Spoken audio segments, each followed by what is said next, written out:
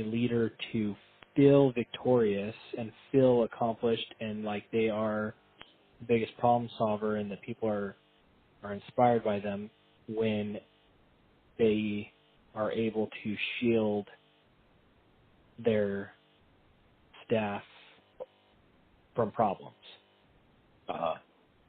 or act like problems don't exist in their company because they think of everything and they proactively prevented embarrassing financial problems from happening or whatever. Man, I'm talking in circles now, but I really want to figure out how to articulate that in a short sentence of the best way I can think of so far is it's a false accomplishment because you're not actually obtaining that respect or that praise that you think you are by hindering yourself from not having the resources and the team camaraderie, synergy, problem solving that you have available to you. It's like, Right. Yeah. it's I like mean, it sounds like you're saying, the leaders tend to want to be Superman and not ask for help when yeah, really staff feels empowered by being asked for help. totally. They feel empowered. They feel safer. I mean, not safer. They feel much more invested for sure, but they feel like, you're always kind of like when you're in a passenger seat of a vehicle, you can kind of get car sick or you feel a little nervous if you're a passenger if you can't see out the front window or you're Yeah. looking out the side. But if somebody's driving a little crazy, a business owner's taking a little bit more risks and being a little riskier, and you're getting a little, wobbly, it always kind of helps your brain, your stomach, or whatever to be able to see out the front window so you can kind of see what's coming. Yeah. Yeah. And same with staff. If you're being a little risky and people know that you're a leader that is daring and willing to do things that are exciting but somewhat risky.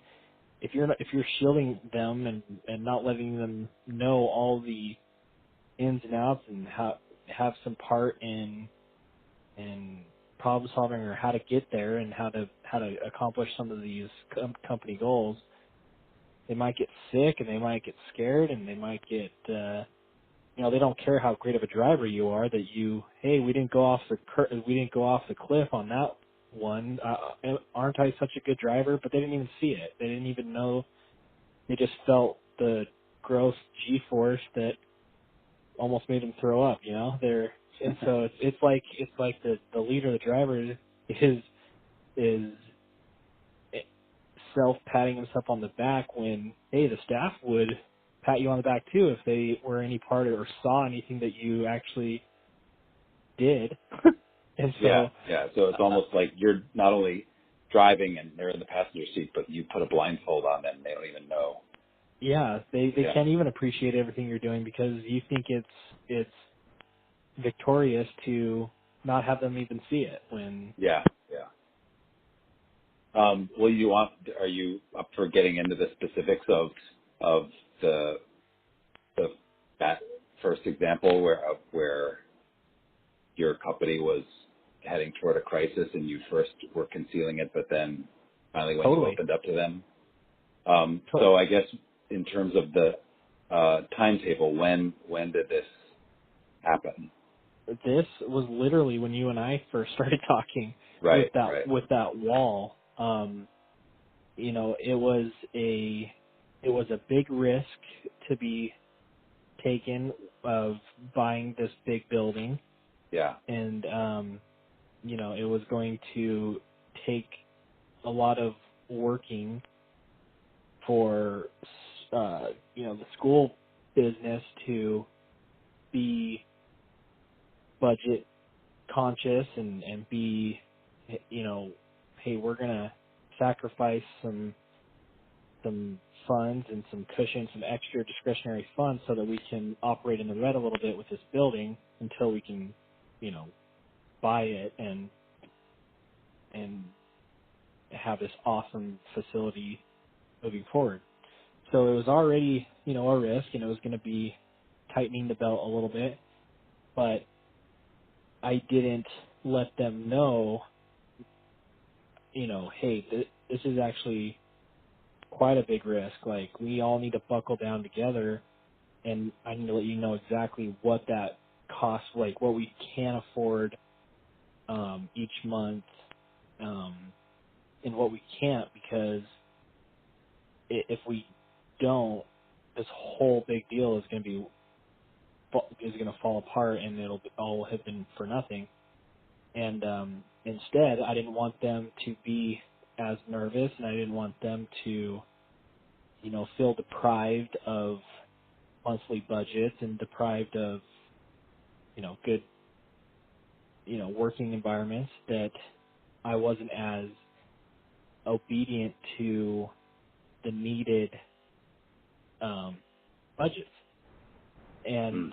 And so, you know, I was personally feeling the squeeze and pulling funds from other assets of mine to kind of feed the operating in the red, and until this building could close, and then I could just refinance everything. But when that wall problem arose, and it was going to take an extra, you know, 5 months, and there was no wiggle room, there was no flexibility to you know, pay for the wall myself and try to um, or I just had no negotiating power with the seller, because I had gone all in and didn't tell anybody, like, hey, we need to operate much more lean at this campus and everything. And so so when it was getting uncomfortable, you know, and I wasn't able to pull money from other assets to fund those great things, and there just wasn't any more money to that's when I was unable to continue putting on the happy face front of, okay guys, you know, all right, here, keep going on your field trips that we shouldn't be paying for, because I can't, you know, it's just, okay, it's gone. And so then they're like, well, why is Harrison not allowing us to do this now? And you know, why? And that's when it was all of a sudden like, well, was Harrison lying to us this whole time? Was he, you know, was he just bad management of funds? What, you know, what's all these things that? And so then their imagination and their thoughts go a million miles an hour that are probably even worse than what I was fearful of just telling them. Mm. And so once we completely had to move out of that location, because all the lawsuits started happening, because we could no longer pay the huge monthly obligation to it until we sorted out who's going to pay for the wall, the seller or me, even though I couldn't at that time, but I was willing to pay for it when I bought it from the loan. And so we had to move out, and then all this stuff was like, okay, obviously there's so much more going on than we even are being told, and so we're feeling lied to, we're feeling terrified and all these different things. And so when I finally broke down, I don't know, that's what I mean, is like, I don't know if it was breaking down or just out of complete unable to sugarcoat anything. Like, there was no hiding behind anything. I just said, look, I have no ability to operate or to fund operating in the red anymore, and this is how much we've been operating in the red.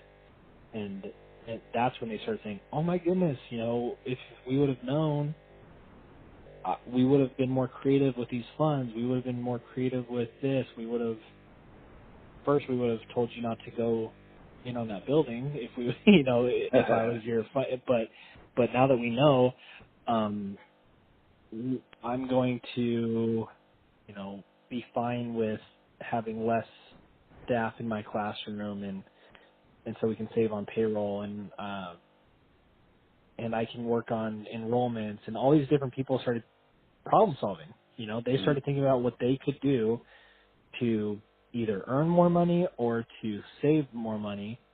And it was such a late, I'm like, what could have been had I had not been so worried about disappointing them at the beginning with lower, tighter budgets, when we first moved into the building. What could have been if I would have told them the brutal truth of if we don't make this purchase happen or if something falls through, even though I didn't know at that time that a wall would have been required that was $500,000 and an extra 4 to 5 month waiting period, then I wouldn't have done the deal either because it would have been impossible. Yeah. But if I would have told them that there is always a potential for this to not work, it wouldn't have been such a shock to them lit down the road. And so it was frustratingly that it was required to tell them, but it was such a great received moment, information that I'm like, dang it, I should have told them. What I was so afraid of telling them felt so good to tell them afterwards by seeing their response. It was like, Right. um, kind of like, I don't know if you have like a bishop or if you have like a pastor or you go to do a confession, you kind of are like so terrified to tell your sins to Yeah. your higher power, but once you do, you kind of feel so much better and like it's not as bad as you felt like it was in your head. But I don't know if I want to add that to the book. but it felt that way. It felt very relieving, and it felt like, hey, some of this load is now on other people's plate that they want to help dissect and digest and solve. Yeah. And so I'm able to breathe a little bit deeper, and it feels good. And then you know we cut so much fat and we're able to solve a lot of legal battles, and now we're back healthier than ever. Uh-huh. Obviously, I can give a lot more details whenever you're putting it together. I like I like this last time when you asked specific questions that I could respond to, but this is kind of the framework of that whole um, occurrence. Right. Right. Okay. So I can think of some of the questions now. I may not cover everything. What happened last time was, as I was writing it, I realized, oh, this story could probably use this and this and this. But for now, my questions are, let's see. So um, when did you move? When did you move into the building, and which aspects of your business which businesses or which staff did you move to the building? This was, let's see, this was November, no, this would have been September of 2016. Okay.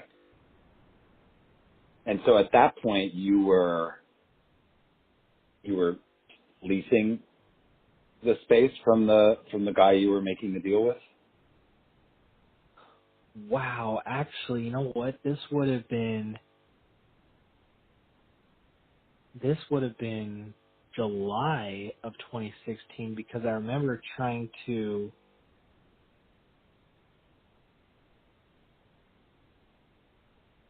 I remember trying to be able to start the August 2016 school year in a couple of the rooms of the Oh, building. okay.